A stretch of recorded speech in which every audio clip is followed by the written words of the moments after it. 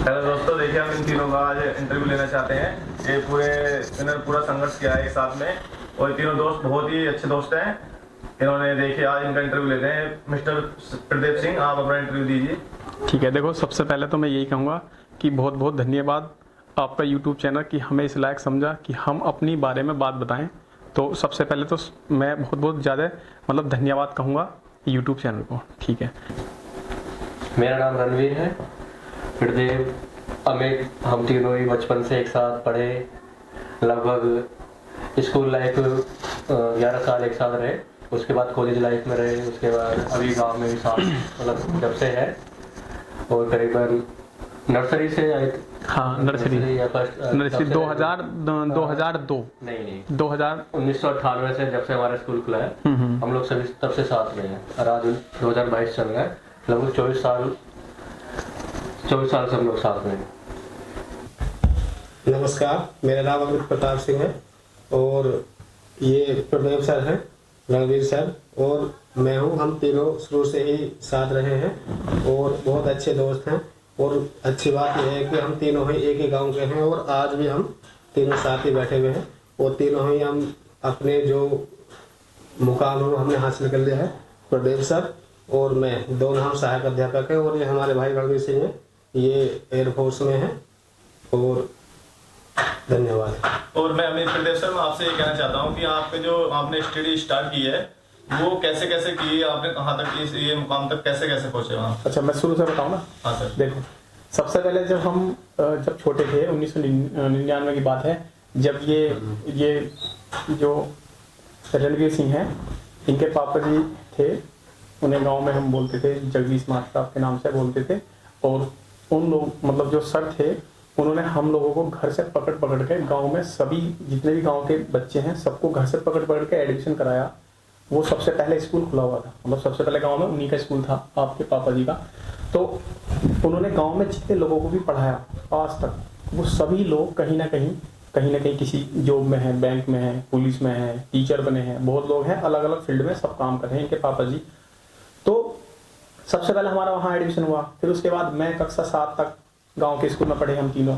फिर उसके बाद एक बराबर में एक गांव है पीपली तगा, जो अमरोहा डिस्ट्रिक्ट तहसील धनौरा में आता है। तो वहाँ हमने हाई स्कूल तक पढ़ाई की। फिर उसके बाद तहसील मंडी धनौरा में स्कूल है राष्ट्रीय इंटर कॉलेज, तो वहाँ से हम लोगों ने सबने पढ़ाई की। ये रणवीर हैं, राणा सिंह मेमोरियल स्कूल खंडसाल करा, तो वहाँ से इन्होंने इंटर किया। फिर उसके बाद हम लोगों ने एडमिशन करने की सोची कि मुरादाबाद एडमिशन ले लेते हैं, हिंदू कॉलेज मुरादाबाद में।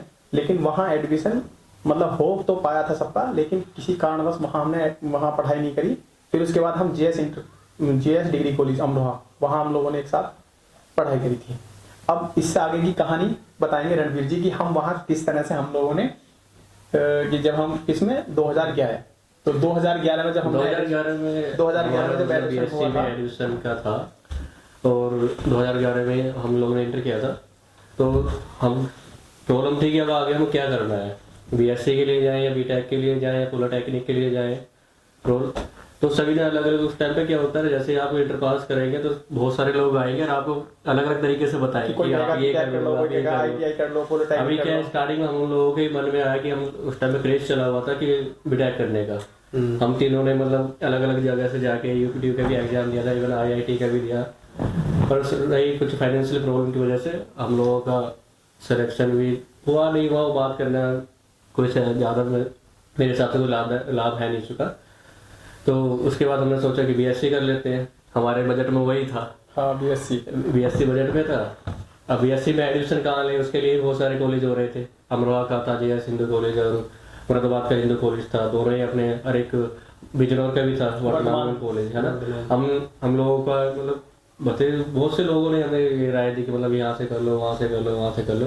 बाकी हमारा था कि हम फाइनेंशियली कम वीक थे, तो हमें थोड़ा सा पैसे का भी देखना था, तो कम से कम कहाँ पैसे में हम अपना बीएससी कंप्लीट कर लेंगे।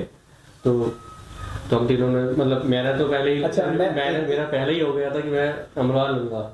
अच्छा, बाकी अमित का प्रोस्पेक्ट इन्होंने पूरा अपना कर लिया था, एडमिशन ले लिया था बीएससी। एक बात बताऊं मैं, सुनो। देखो, मैं बता रहा हूँ। उसके बाद क्या हुआ अमित का प्रदीप का तो हो गया मुरादाबाद में, मैं अकेला अमरोहा चला गया, है ना। 3 ही लोग थे, तीनों मतलब साथ। अब प्रदीप का अमित का चल रहा है, तो हो गया रहा है कि सुनो मैं बताता हूँ सच्चाई बात क्या है। बात यह है कि हम लोग पढ़े एक साल, मतलब एक साथ हाई स्कूल तक, हाई स्कूल में हम लोग एक साथ पढ़े। फिर उसके बाद मेरा और अमित का, मतलब मेरा और अमित का एडमिशन हो गया राष्ट्रीय इंटर कॉलेज में, ठीक है। और बाबूजी का हो गया राणा सिंह में। तो अब 2 साल हम अलग रहे, हम यारी पक्की थी, मिलना जुलना था, यारी पक्की थी। फिर उसके बाद हम सोचे यार कि अब हमें एक साथ ही पढ़ना चाहिए, तो हमने इस वजह से हम लोगों का मुरादाबाद एडमिशन हो गया, मतलब रणवीर का जेएस में हो गया। तो हम लोगों ने मुरादाबाद छोड़ के इसके साथ आने की वजह से हम जेएस में आ गए थे, एक साथ रहा।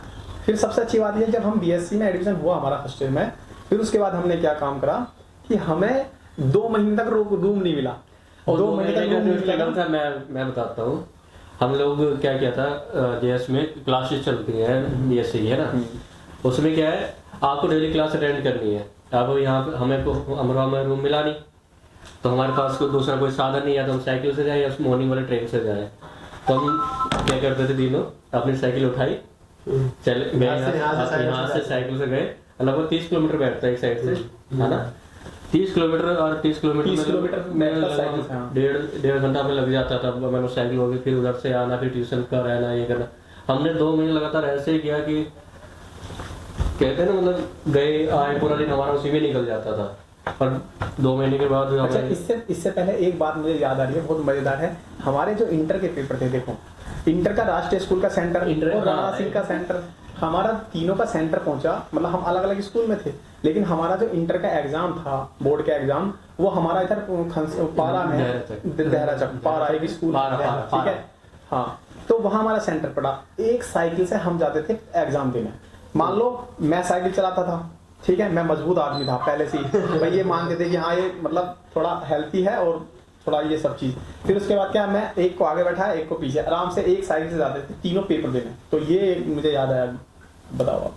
वो तो सेंटर एक जगह रहा, फिर एक ही साइकिल थी हमारे पास, ऑप्शन ही नहीं था ना हमारे पास। तो तीनों के पास थी भी एक ही साइकिल थी, एक ही साइकिल थी। वही प्रदीप वाली, प्रदीप के पापा वाली जो थी, बड़ा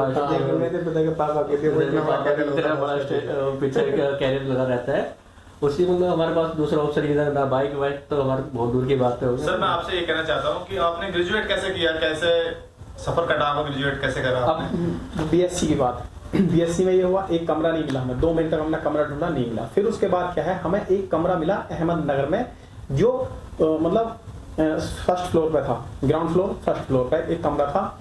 वो हमें मिला 600 रुपये में, 2011 की बात है, 600 रुपये में कमरा मिला हम 3 लोगों के लिए।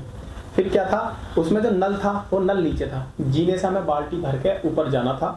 ऊपर एक यूरिया का कट्टा आता है, उसके जो कट्टे आते हैं वो कट्टा बिछाया, उस पर हमने कपड़े धुले। तो कट्टे पे हम कपड़े धोते थे, बाल्टी भर के लाए ऊपर, क्योंकि नीचे लेडीज भी रहती थी, तो हम बाल्टी नहाने के लिए भी बाल्टी भर के ऊपर ले जाना, ये काम था। उस एरिया में सबसे बढ़िया बात थी, उस एरिया में सब्जी बहुत सस्ती थी, ताजी ताजी सब्जी लाते थे। और घर के हालात तो बेकार ही थे। अब सबसे बढ़िया क्या है, अपनों को ये मतलब हम तीनों को एक हफ्ते में कितने पैसे मिलते थे? 200 रुपये मिलते थे घर से, नहीं 300 रुपये। मेरे को तो 150 मिलते थे, 300 रुपये में मिलते थे, मतलब 150-200 के बीच में इतने रुपए मिलते थे। अब इतने रुपए में इतना मस्त था, हफ्ते में खर्च करने के बाद पूरा मतलब बढ़िया से पैसे भी बच जा रहे थे। और हम बिल्कुल देसी घी से खिचड़ी के साथ खाना खाते थे। ये घर के जो माँ बाप के पैसे देते हैं ना, उनकी जो क्या बोलते हैं बरकत होती है इस तरह। और बाद में हमने ज्यादा पैसे कमाने शुरू करे, वो पैसे हमारे पास नहीं थे, लेकिन घर से जो पैसे जाता है उसका एक अपना अलग ही मजा है। और सुबह सुबह अपना जलेबी खाते थे, 10-20 रुपए की ट्यूशन पढ़ना जाना आना, तो जिंदगी बहुत बढ़िया कटी। और कुछ इंसिडेंट थे जो गड़बड़ी हो जाते हैं, तो जैसे मैं अमित बताएगा कि हमारे साथ क्या क्या हुआ। फिर बीएससी सेकेंड ईयर में जो बीएससी सेकेंड ईयर में जो ट्यूशन पढ़ाने शुरू कर दिए हम लोगों ने। फिर स्कूल में मैंने एक वाइकेशन स्कूल है, वहाँ पढ़ाना शुरू कर दिया। फिर एक होम ट्यूशन था, तो रणवीर को मैं ले गया था। दोस्त शिरिन नाम का एक लड़का है, पॉलिटेक्निक को पढ़ाना था, तो वहाँ ले गया, उनके घर तक छोड़ के आया। सर मैं आपसे ये कहना चाहता हूँ कि आप तीनों में सबसे पहले जो किसी की बात मानता है, कौन मानता है? जो आपकी सब राय एक राय माँ होती है।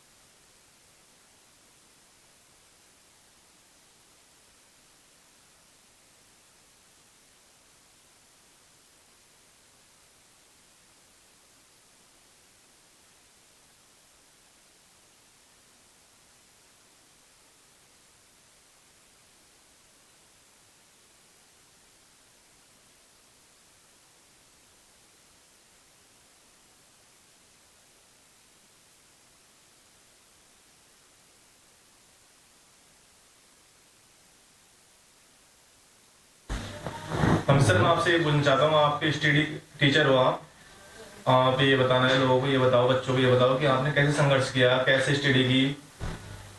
हमने बीएससी की थी। बीएससी के बाद में फिर हमने बीएड के लिए सोचा था करने के लिए, फिर हमने बीएड स्टार्ट किया।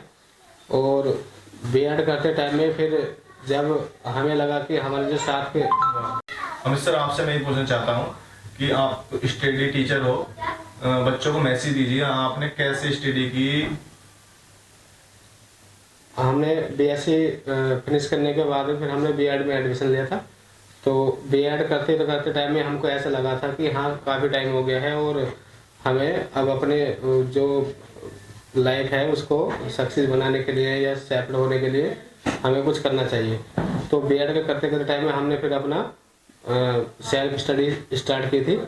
और सेल्फ स्टडी करते टाइम में फिर हमने और जो वैकेंसीज आती हैं जैसे रेलवे आ गया या टेट के एग्जाम आते थे या किसी फोर्स के आते थे, तो हम उसमें अप्लाई करते थे और अपना सेल्फ स्टडी करते रहते थे।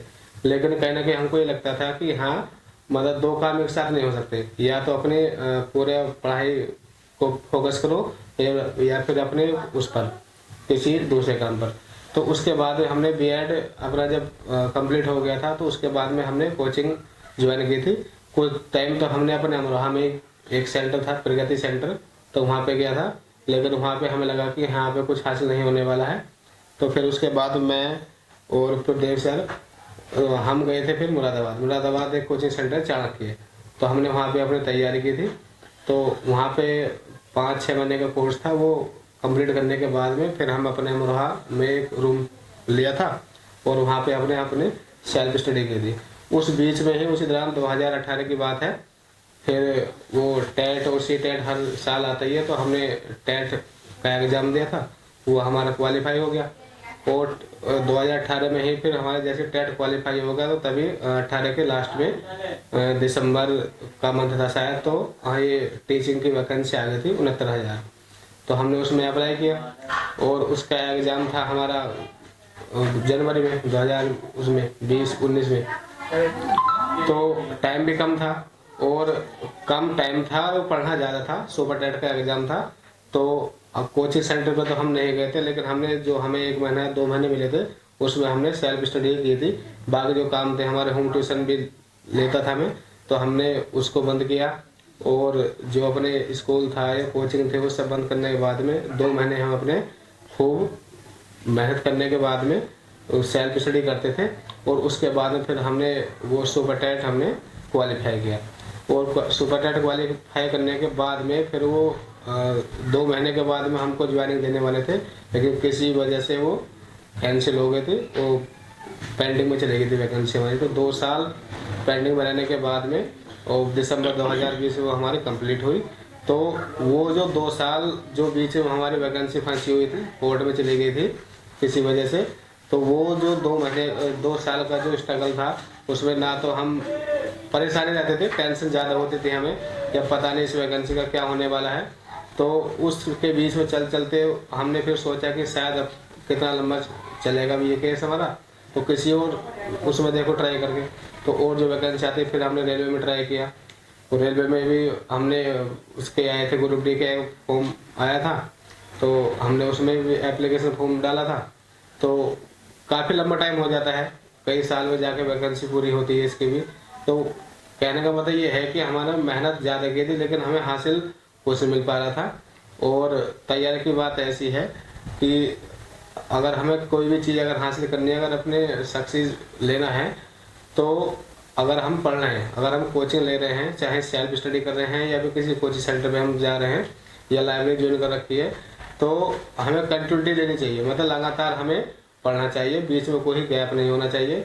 अगर कई बार ऐसा होता है कि हम 2 महीने पढ़ लिए मेहनत के साथ में, फिर 15 दिन या 20 दिन हमने रेस्ट कर लिया या हमने कम टाइम दे दिया। कहने का मतलब ये है कि अगर 4 घंटे पढ़ रहे हो डेली, तो लगातार डेली पढ़ो। तो अगर लगातार हम पढ़ते रहेंगे तो एक न एक दिन, 1 साल में 2 साल में आपको सफलता जरूर मिल जाएगी। धन्यवाद। और रणवीर सर आपसे मैं कहना चाहता हूँ, आप एयरफोर्स में हो, हमारे इंडिया की शान हो, तो आप अपने बारे में बताइए। उसके बारे में बताओ, हमें दिलचस्पी, क्योंकि हमें नहीं ऐसा कुछ नहीं कि मैं एयरफोर्स में हूँ तो इंडिया के मैं ही साल हूँ। सभी लोग टीचर्स हो गए या कोई भी जिस भी डिपार्टमेंट में जॉब कर रहे हैं, सभी लोग इंडिया के लिए कर ही रहे हैं। मेरा इन लोगों से थोड़ा सा अलग रहा, एक्सपीरियंस भी अलग रहा, क्योंकि बीएससी के मैंने भी सोचा था कि मैं फौज लाइन में चला जाऊँगा, क्योंकि थोड़ा सा था, घर का प्रॉब्लम था, फाइनेंशियली प्रॉब्लम भी रहा, जिसकी वजह से ये लाइन चुननी पड़ी। हुआ क्या, बीएससी के सेकेंड ईयर की भी बात है, लास्ट ईयर का जब हम बीएससी सेकेंड ईयर में हम एग्ज़ाम दे रहे थे, तब मेरा नेवी में हुआ था। नेवी में सिलेक्शन हुआ।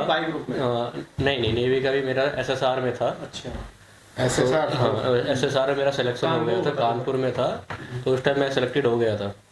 पर वो मेडिकल का था तो री मेडिकल मेरे को आउट कर दिया गया। तो थोड़ा सा एक्सपीरियंस थोड़ा सा इस टाइम पर रहता नहीं कि आपके हाथ में जॉब थी पर अचानक से निकल गई, तो बड़ा डिफिकल्ट रहता उस समय। फिर उसी के कुछ समय लगभग 3 से 4 महीने का टाइम रहा होगा, ये सब चीज़ चल रही थी अप्रैल मई में। और मेरा जो एयरफोर्स का था एग्ज़ाम आई थिंक अगस्त में था। तो उस टाइम पे क्या था, अगस्त में मैंने एग्ज़ाम दिया। मैंने किसी भी तरीके से सोच लिया था कि आने वाले 3 महीने मुझे एग्ज़ाम किसी भी तरीके से क्लियर करना ही है।